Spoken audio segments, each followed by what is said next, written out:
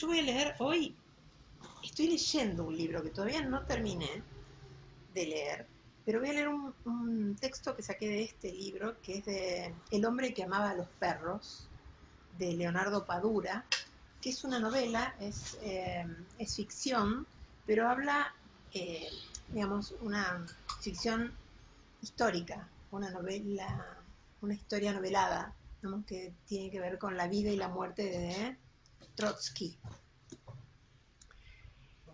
De Trotsky. Uh-huh. Porque estaba interesada yo muy interesada en, yo te lo comenté, en la revolución de octubre del 17, la revolución rusa, y como salió una serie en Netflix. Una truchada. Claro, sobre Trotsky, empecé a mirar la serie, pero no quería solamente tener esa mirada, y entonces empecé a leer este libro y buscar información respecto de la Revolución Rusa y bueno, Trotsky, Stalin, Lenin, que son los nombres más sobresalientes de la revolución, ¿no? Entonces, bueno, encontré esta novela que realmente es muy buena, es un poco densa porque es muy larga, tiene 700 y pico de páginas, pero es muy interesante cómo relata toda la vida de Trotsky a partir de su participación en la revolución y cómo relata también, por otro lado, toda la génesis de él, que es el asesino de Trotsky, que lo mata en México en 1940. Bueno, el libro es realmente muy interesante y elegí un texto que habla de también la conocida historia de la relación de Trotsky con Frida Kahlo. Entonces elegí un texto que habla de eso. Ah, qué interesante. De una parte de su relación, ¿no? Bueno, eso es muy cortito, pero bueno, el libro es recomendable porque es muy interesante. Repetible. Y no tiene nada que ver lo que cuenta de Trotsky con lo que dice, lo que se ve en la serie de Netflix. O sea, por eso eso lo que hace a mí personalmente es decir, bueno, esto de no hay, es como decía Nietzsche, ¿no? Hay hechos y después interpretaciones de los hechos. Diferentes, miles de un hecho, podés encontrar miles de interpretaciones y miles de historias que se relatan a partir de ese hecho. ¿Cuál es la verdad? Vaya uno a saber. Vaya uno nunca a saber. No lo sabes nunca. Vaya uno nunca. Leonardo Padura es el autor del libro que se llama El hombre que amaba a los perros. Leonardo Padura es cubano y nació en 1955 en La Habana. El texto que seleccioné dice así. Aunque después de los primeros choques eróticos, Frida había comenzado a enviarle señales que podían leerse como de contención, el hombre, embriagado de sexo, se había negado o había sido incapaz de entenderlas, aun cuando no había dejado de advertir que tras las primeras citas ella había tratado de esquivarlo, satisfecha tal vez su curiosidad político-sexual, cumplida su posible venganza contra las infidelidades de Rivera, provocando que él la persiguiera incluso con más saña. Cuando al fin se tendían en la intimidad, ella trataba de resolver el trámite con rapidez, mientras él le confesaba una y otra vez cuánto la amaba, la deseaba, la soñaba. La tensión llegó a levantarse como una nueva barricada dentro de la Casa Azul, y fue Natalia Sedova quien, a principios de julio, había prendido fuego a la mecha cuando, sin consultárselo a nadie, se trasladó a un apartamento en el centro de la ciudad, dando a Rivera la excusa de que prefería estar sola mientras se sometía a un tratamiento médico por problemas femeninos. Ante aquella situación, Frida debió de entender que aquel disparate empezaba a rebasar los límites de lo controlable, y esa misma tarde había entrado en la habitación de sus huéspedes y atacado a su amante por el flanco que él menos esperaba. Tenían que aclarar las cosas de una vez, y él debía tomar una decisión definitiva. ¿Se iba con su mujer o se quedaba con ella?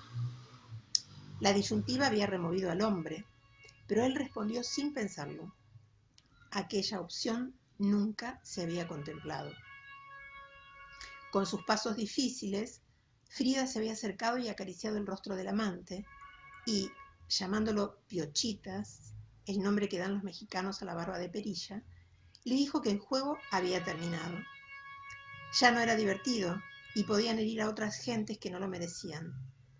Y no lo decía por Diego, un cerdo borracho, ni por ella, la cerda sin riendas en que Diego la había convertido. Lo decía por Natalia, que era una reina.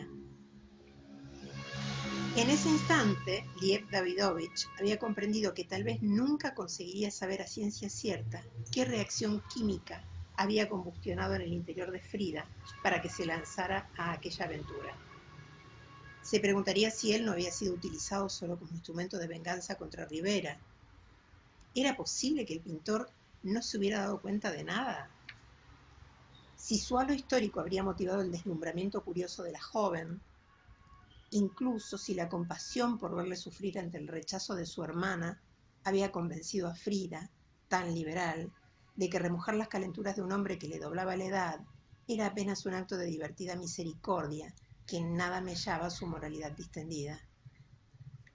Pero cuando el perfume de Frida se diluyó en el aire de la habitación, Liev Davidovich había conseguido sonreír. El juego había terminado. Solo para Frida. A él le tocaba ahora limpiar la suciedad emposada en su espíritu y tratar de salvar, con la menor cantidad de daños posibles, la confianza y el amor de Natalia Sedova. Pero 30 años de compañía le advertían que tendría que lidiar con un animal indomable, que entregaba con la misma vehemencia su solidaridad que su odio, su amor que su rechazo. Tengo miedo, había pensado.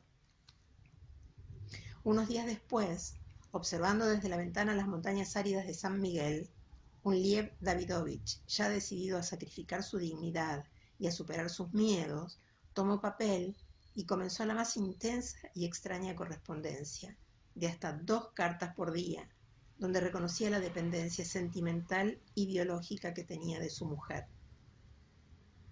Al salir de la Casa Azul, Natalia le había dejado una nota capaz de herirle como una daga. Ella se había mirado en el espejo, decía, y había visto la muerte de sus encantos a manos de la vejez. No le reprochaban nada, solo se colocaba a ella y lo colocaba a él ante un hecho irreversible. Pero Liev Davidovich había entendido el sentido del mensaje, que aquella vejez llegaba al cabo de 30 años de vida común, a lo largo de los cuales Natalia había vivido por él y para él. En ese instante empezó a escribir unas súplicas, a menudo firmadas como «Tu viejo perro fiel», a manera de toques cada vez más quejumbrosos en las puertas de un corazón al que trataba de reconquistar con recuerdos del ayer y urgencias sentimentales y físicas del presente, expresadas a veces en un lenguaje tan directo que a él mismo le asombraba. Cuando al fin recibió una carta de ella, preocupada por el pesimismo que le impedía a su marido concentrarse en el trabajo, él supo que la batalla estaba ganada y que el vencedor había sido el sentido de la bondad de su querida Natalia. Tú seguirás llevándome en tus hombros, Nata, como me has llevado a lo largo de tu vida, le escribió. Y al día siguiente, con el séquito inevitable, tomó el camino de la capital en busca de la mujer de su vida.